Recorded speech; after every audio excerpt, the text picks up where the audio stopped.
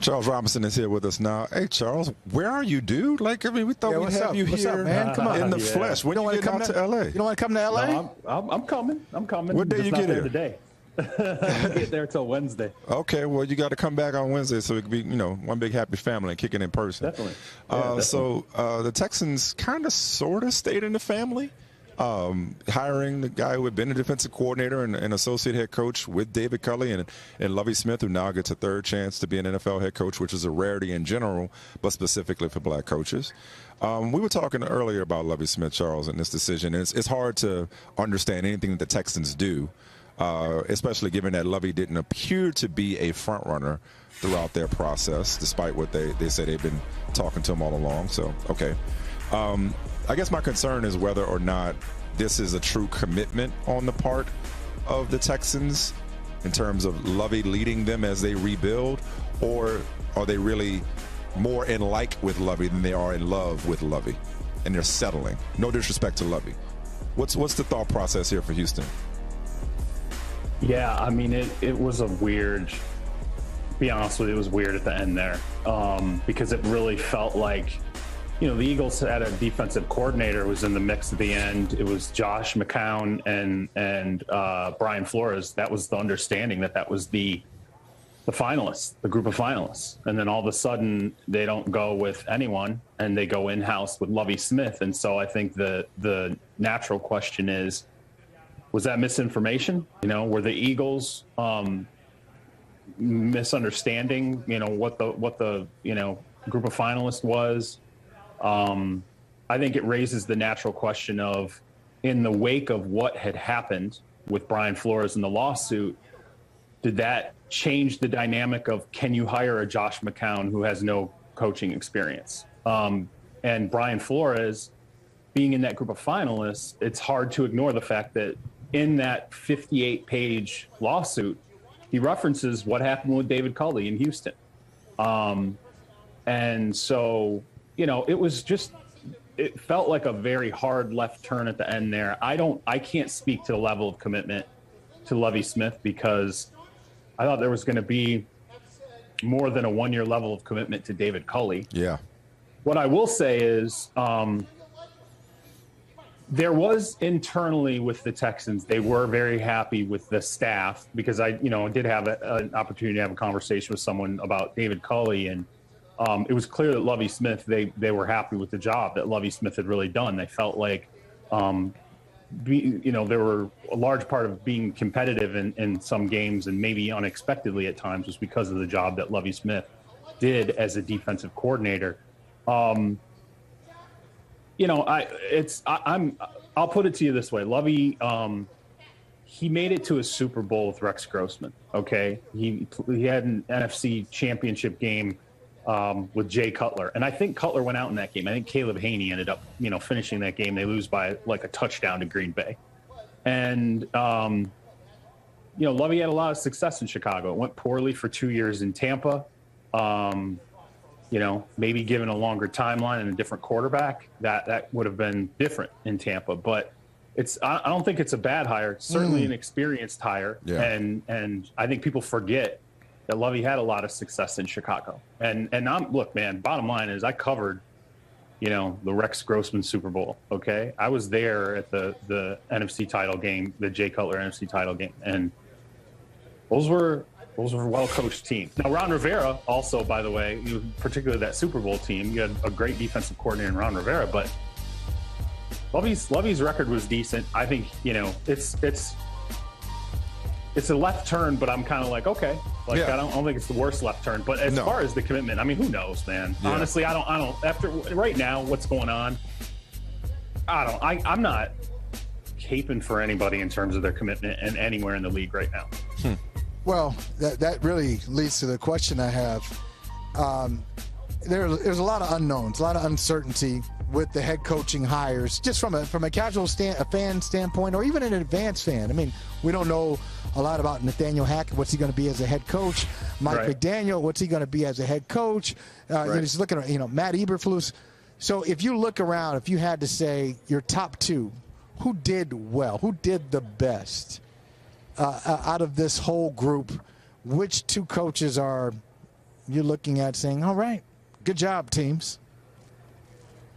Well, I do like the Brian Daboll hire. I told you that before, that because of the development I saw in Josh Allen when he was the OC there. It's unfortunate that, it's sort of, he's now associated with, with this lawsuit. There's a cloud over his Yeah, there's a cloud, and he's like, man, I'm just out. I'm out here. Like, I don't want to be like killed because I got a job here. He did. I would say this, like, he earned his way to being a good candidate, in Buffalo, like pre Josh Allen days in Buffalo. His resume needed work, and he was not quite a head coaching candidate, and I think he built that by helping Josh to take steps every single year. So I think that was a really good one. I'm intrigued by the Mike McDaniel hire in Miami, because he didn't call plays, okay, but he knows the Shanahan system probably about as well as anybody out there. That's a fruitful tree, by the way. Like, there's worse trees to pick from than McVay, LaFleur. Yes. It's working. Something's working. And he was the run game coordinator for a number of years, which is that's the spine, okay, right? The Shanahan system. You really you have to understand how to manufacture that run game regardless of who's back there. And I think that he did really well from that vantage. So I like that hire. And to me, like, what's interesting is we're going to look at some of these guys like Hackett, McDaniel. We're going to say, well, geez, what do we really have? What are they bringing to the table? They don't have a ton of like play calling experience or whatnot. And I think it's funny because we're going to talk about Zach Taylor this week and say a lot of good things about him. But there was a time where, me included, when that hire happened, I was like, what? Like, it was seriously? Like, this dude doesn't, like, his resume is not flushed out. Like, what? It's now, granted, he's got a wealth of pieces there to work with, but I can't bang on the guy. He's done or even a good McVay job. for that matter. I mean, like, nobody saw a genius in Sean McVay when he first got hired. It was like, how the hell this young guy get this head coaching job? I don't know, man. McVay had a lot of heat for a long time as an assistant. I remember when he was in Washington and he was in like his late 20s, and people were like, hey man, Sean McVay would be a head coach. I'm like, what? Oh, he's like 28. People talk about this guy being a head coach at 28. Yeah. It's but you're right. I mean, McVay, that was another thing with McVay where it was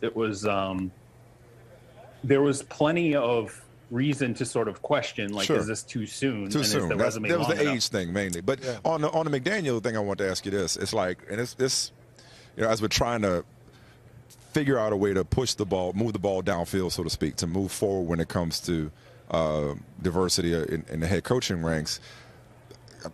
I want to turn the clock back if I could, just on the draft pick compensation. Where's this gonna go? It makes me cringe every time I see. And as a result of hiring a biracial head coach, the Niners will receive draft compensation for the Dolphins hiring a person that they developed. It's just so insulting, to give somebody a cookie for another team doing the best thing for their organization and hiring somebody who happens to be a minority that developed in your organization, and you get draft pick. Congratulations. Yeah. It's just for doing the right thing, for doing the obvious. It's just, I hate it. I hate that policy. It's like, there needs to be solutions. There needs to be answers, but that ain't it. That's not it. The funny thing is, too, if you apply it to something else, and some people, it's weird because they've kind of gotten like used to the idea of it being incentivized. It's weird. It's uncomfortable. But imagine if it was a quarterback, like turn this back 20 years and imagine if the NFL was like, hey, if you develop a black quarterback and that quarterback goes and starts for another team, right. we're going to give you a draft pick. We'd be like, what? Right. That sounds kind of crazy. And what are these teams actually doing to develop them? They're just going to work. They're just doing their job. Like, you didn't develop the guy. He like everybody else. So it's like, if you wanted to be hired the best person, well, you happen to be the best person. You just get no damn draft pick compensation for that.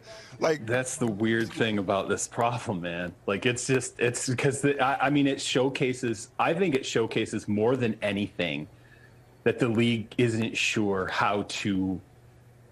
Not even finesse, finesse teams, strong arm teams. It's like they're sitting there and they're like, how do we get them to, want to have a diverse spectrum of people in the executive ranks, in the coaching staff, and develop all of these individuals the same way other people get developed.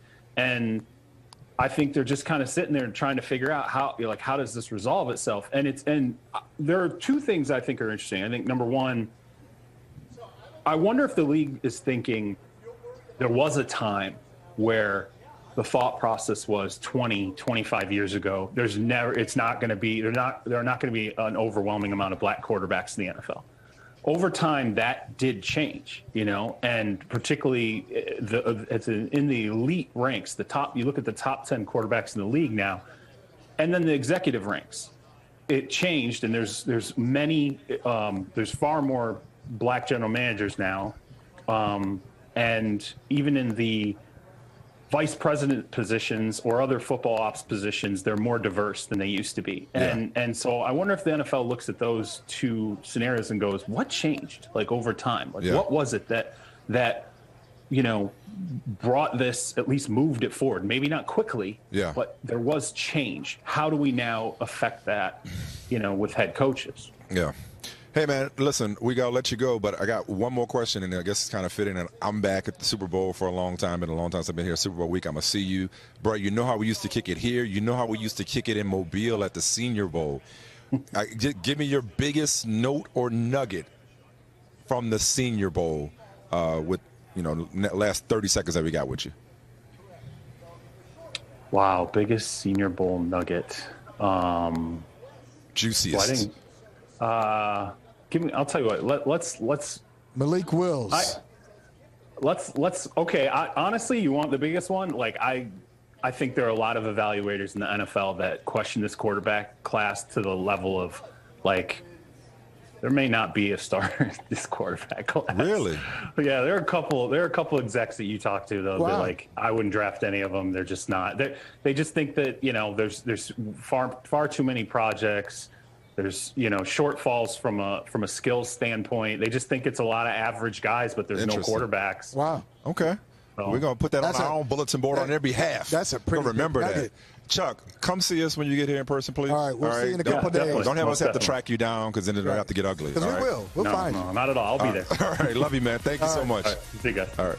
Hey, thanks for watching Brother from Another on YouTube. Make sure you hit subscribe before you leave, and be sure to watch us 3 to 5 p.m. Eastern Time on Peacock.